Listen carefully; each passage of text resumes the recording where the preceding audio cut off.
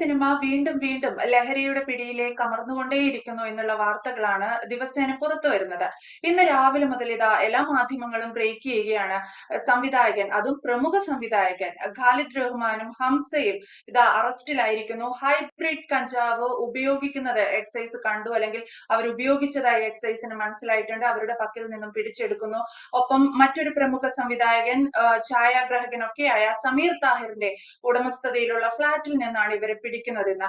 മലയാള cinema ആകെ മുഴുവൻ ലഹരിയുടെ പിടിയിൽ ഒരു പുകമയം എന്നൊക്കെ നമുക്ക് പറയാം, അല്ലെ പ്രശാന്ത് സാർ? തീർച്ചയായിട്ടും. അതിനകത്ത് നമ്മൾ എപ്പോഴും പല കാര്യങ്ങൾക്കകത്ത് പലതിനെയും കുറ്റപ്പെടുത്തുമ്പോൾ ചെയ്യുന്ന നല്ല കാര്യത്തിനകത്ത് നമ്മൾ ആൾക്കാരെ അഭിനന്ദിച്ചു പോയാൽ മതിയാവത്തുള്ളൂ. കാരണം ഇതിനകത്ത് ഇത്തരത്തിൽ ഈ രാജ്യത്തുടനീളം പല ക്രൈമുകളുടെയും അടിസ്ഥാനം പരിശോധിച്ചപ്പോൾ, അല്ലെങ്കിൽ അതിന്റെ ഒക്കെ പുറകിൽ ഈ പറയുന്ന മയക്കുമരുന്ന് ലോബിയാണെന്ന് കണ്ട് ഇവിടുത്തെ ചാനലുകൾ ഉൾപ്പെടെ നമ്മൾ കുറ്റം പറയാം. 24ന്റെ ഒരു വലിയൊരു പ്രയത്നം, അല്ലെങ്കിൽ റിപ്പോർട്ടറുടെ ഒരു പ്രയത്നം, ഏഷ്യാനെറ്റിന്റെ പ്രവർത്തനം, എല്ലാവരും അതിനഗൻസ്റ്റ് ആണ്. രാഷ്ട്രീയ പാർട്ടിയുടെ നേതാക്കന്മാരും അതിനഗൻസ്റ്റ് ആണ്. അതുകൊണ്ട് അവരുടെ ഒരു നീക്കം, അല്ലെങ്കിൽ അതിനനുസരിച്ച് ഗവൺമെന്റ് സംവിധാനം ഉണർന്നിട്ടുണ്ട്. നമ്മൾ എത്ര പറയുമ്പോഴും അപ്പം ആ സംവിധാനം ഉണർന്നപ്പോൾ അതിനകത്ത് കൃത്യതയോടുകൂടി പോകണമെന്ന് ഒരു പക്ഷേ ഗവൺമെന്റ് തീരുമാനിച്ചത് കൊണ്ടാണ് ഇതുവരെ ഇല്ലാത്ത ഒരു ഇടപെടിയിൽ സിനിമാ മേഖലയിൽ, അല്ലെങ്കിൽ വല്യവന്മാർക്കിടയിലേക്ക് വരുന്നു. നമുക്കതിനകത്ത് ഗവൺമെന്റിന്റെ ആ കാര്യത്തിൽ, അല്ലെങ്കിൽ ആ ഇടപെടിയിൽ ഉദ്യോഗസ്ഥന്മാരുടെ ഈ ഒരു നീക്കത്തെ, ഇതുവരെ ഇല്ലാത്തൊരു നീക്കത്തെ നമുക്ക് അഭിനന്ദിച്ചേ മതിയാവത്തുള്ളൂ. കാരണം കഴിഞ്ഞ ദിവസം ഈ നല്ല വൃത്തിയായിട്ട് കഞ്ചാവ് അടിക്കുന്നവനാണ്, അല്ലെങ്കിൽ സിന്തറ്റിക് ഡ്രഗ് അടിക്കുന്നവനാണെന്ന് ഒരു കൊച്ചു പൂച്ചക്കുഞ്ഞിനടുത്ത് ചോദിച്ചാൽ പോലും പറയുന്ന ഒരുത്തനാണ് അയാളുടെ പേര് എനിക്ക് ഷൈൻ ടോം ചാക്കോ. അവൻ എന്തൊക്കെ ഗോഷ്ടിയാണ്, ആ സമൂഹത്തിന് കൊള്ളില്ലാത്ത ഗോഷ്ടി എന്ന് ചിലരൊക്കെ പറയുന്നത്. നല്ല നടനാണ്. നല്ല നടനാണെങ്കിൽ അവൻ മര്യാദയ്ക്ക് അഭിനയിക്കാൻ പഠിക്കണം. സമൂഹത്തിന്റെ ആൾക്കാർക്ക് ദോഷമാവുന്ന രീതി എന്തെല്ലാം ഗോഷ്ടി. ശ്രീനാഥ് ഭാസി എന്ന് പറഞ്ഞ ഒരുത്തൻ, അങ്ങനെ വേറെ ചില വളരെ കൂടുതലായിട്ടുള്ള ആൾക്കാരുണ്ട്. പക്ഷെ ഇവനൊരു കൊച്ചുവീടി വലിച്ചപ്പോ തൊട്ട് ഇവിടുത്തെ പോലീസിനും അല്ലെങ്കിൽ ഈ സംവിധാനങ്ങൾക്കും എല്ലാം അറിയാം. നേരത്തെ അവനെ അറസ്റ്റ് ചെയ്ത് അകത്ത് കൊണ്ടുപോയതല്ലേ.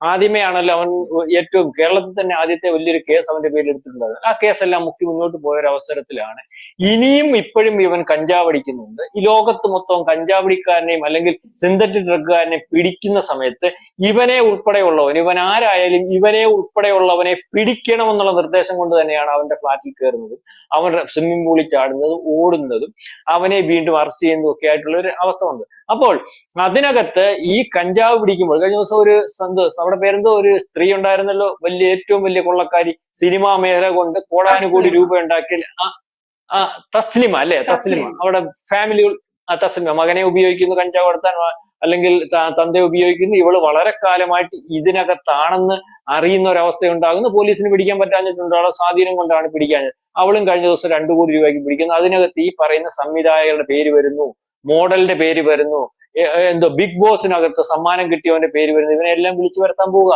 ഇവനെല്ലാം വിളിച്ചു വരുത്തിയിട്ട് ഇവന്റെയൊക്കെ പേരിൽ കൃത്യമായ നടപടി എടുക്കുന്ന ഒരു സംവിധാനം ഉണ്ടാകുമെന്ന് ഇതുവരെയുള്ള കാര്യത്തിൽ നമുക്ക് പ്രതീക്ഷിക്കാം. അപ്പം ഞാൻ ഈ പറഞ്ഞു വന്നത്, ഇതുകൊണ്ട് നിലപാടുകൾ ഈ പറയുന്ന കേരള സംസ്ഥാനത്തിനകത്ത് ഒരുപക്ഷെ മുഖ്യമന്ത്രിയും, അല്ലെങ്കിൽ അദ്ദേഹത്തിന് നിർദ്ദേശം കൊടുക്കുന്ന പോലീസും എക്സൈസും, അല്ലെങ്കിൽ ഈ വകുപ്പുമായിട്ട് ബന്ധപ്പെട്ട മന്ത്രിമാരും കൃത്യമായിട്ട് നടത്തുന്നു. അതുകൊണ്ടാണ് ഇന്ന് വെളുപ്പിനെ ഈ പറയുന്ന സംവിധായകന്മാരൊന്നും പ്രതീക്ഷിക്കുന്നില്ല.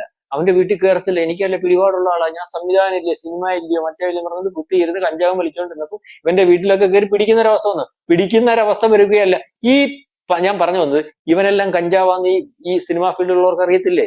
ഈ പറയുന്ന സംവിധാനം കഞ്ചാവാന്ന് അറിയത്തില്ലേ? ഇന്ന് പിടിച്ചവന്മാർ 2 പേരും കഞ്ചാവാന്ന് അറിയത്തില്ലേ? നമ്മൾ നേരത്തെ പറഞ്ഞല്ലോ, ഇതിനെല്ലാം പ്രൊമോഷൻ കൊടുക്കുന്ന കഞ്ചാവിന്റെ പടം ആദ്യമായിട്ട് ആഷിക് കപൂർ എന്ന് പറഞ്ഞ ഒരുത്തനുണ്ടായിരുന്നല്ലോ, ആ ഒരു സംവിധായകൻ. അവൻ എങ്ങോട്ട് പോയെന്ന് അറിയത്തില്ല. അതുപോലെ അവന്റെ ഭാര്യ, അവർ ഇതിന് പ്രൊമോഷൻ കൊടുക്കുന്ന രീതിയിൽ പല പോസ്റ്റുകളും അല്ലെങ്കിൽ പല പടങ്ങളും ഇടുന്നെന്നുള്ള പേരിൽ സമൂഹ മാധ്യമങ്ങളിൽ ആക്ഷേപം വരുന്നുണ്ടായിരുന്നല്ലോ.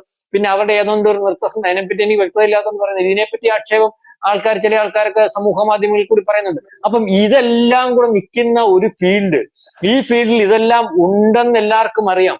ഇപ്പൊ 2 പേരെ പിടിച്ചപ്പോ അവനെ അങ്ങ് സസ്പെൻഡ് ചെയ്തെന്ന് പറഞ്ഞാല് ഫെഫ്കായ്ക്ക് അല്ലെങ്കിൽ സംവിധായക സംഘടനയ്ക്ക് അറിയാനേ പാടില്ല ഷൈൻ ടോം ചാക്കോ ഡ്രഗിനടിമയാണെന്ന്, അല്ലെങ്കിൽ ഈ പറഞ്ഞ സംവിധായകന്മാർ ഡ്രഗിനടിമയാണെന്ന്, അല്ലെങ്കിൽ ഈ ശ്രീനാഥ് ഭാസി പലവട്ടം ഡ്രഗിനടിമയായിട്ട് ബുദ്ധിമുട്ട് വന്ന് മാറ്റി നിർത്തി വീണ്ടും അവനെ എടുക്കുന്നതിന് വേണ്ടി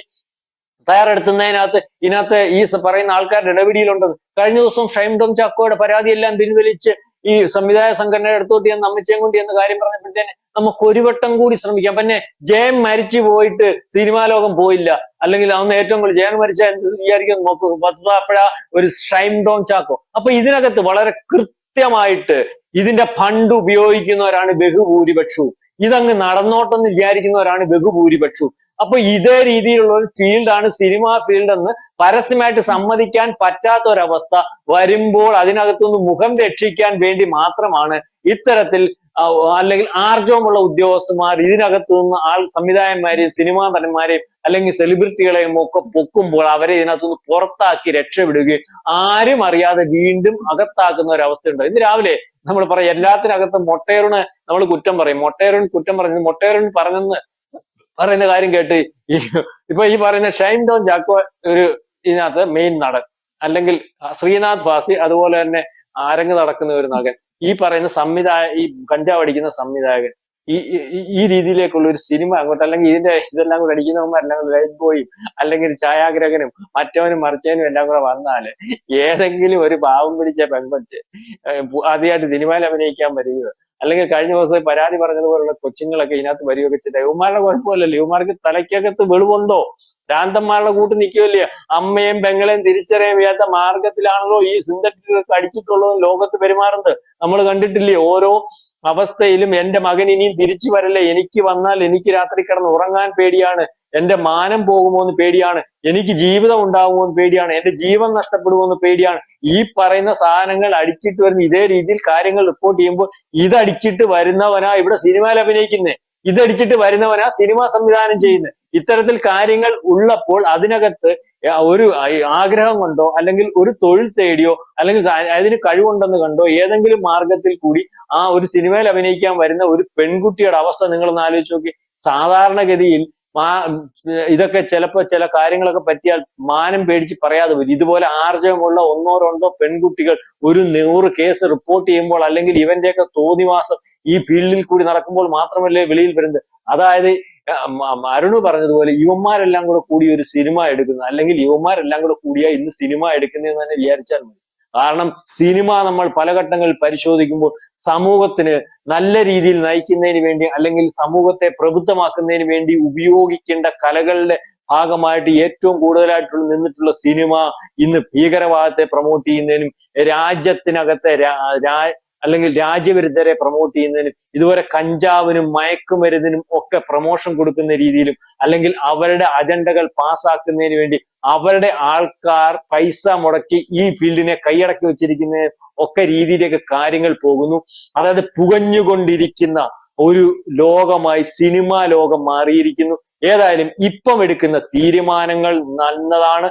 അറസ്റ്റും അതിന് ശേഷമുള്ള നടപടികളും വളരെ കൃത്യമായിട്ട് എല്ലാ മേഖലയിലും, പ്രത്യേകിച്ച് സിനിമാ മേഖലയിൽ ഒരു പരിഗണനയും കൊടുക്കാതെ മുന്നോട്ട് കൊണ്ടുപോയാൽ നമുക്ക് നമ്മളുടെ സമൂഹത്തെ രക്ഷപ്പെടുത്താൻ സാധിക്കും, കുട്ടികളെ രക്ഷപ്പെടുത്താൻ സാധിക്കും, രാജ്യത്തെ രക്ഷപ്പെടുത്താൻ സാധിക്കും. അതിനുവേണ്ടി ആ മാനസികാവസ്ഥയിൽ പോകുന്ന എല്ലാവർക്കും ഒരു ബിഗ് സല്യൂട്ട് കൊടുത്തുകൊണ്ട് നമ്മൾക്ക് അവസാനിക്കും. തീർച്ചയായും സർ, ആ രീതിയിൽ തന്നെ കൂടുതൽ ലഹരിമുക്തമായ ഒരു മലയാള സിനിമ എന്ന ക്യാമ്പയിന് സോഷ്യൽ മീഡിയയിൽ പലരും തുടക്കം കുറിച്ചിട്ടുണ്ട്. ആ രീതിയിൽ തന്നെ ഇത്തരം അന്വേഷണങ്ങളും സെർച്ചുകളും ഒക്കെ മുന്നിട്ട് പോകേണ്ടതായിട്ടുമുണ്ട്. വ്യക്തമാണ്. Thank you sir.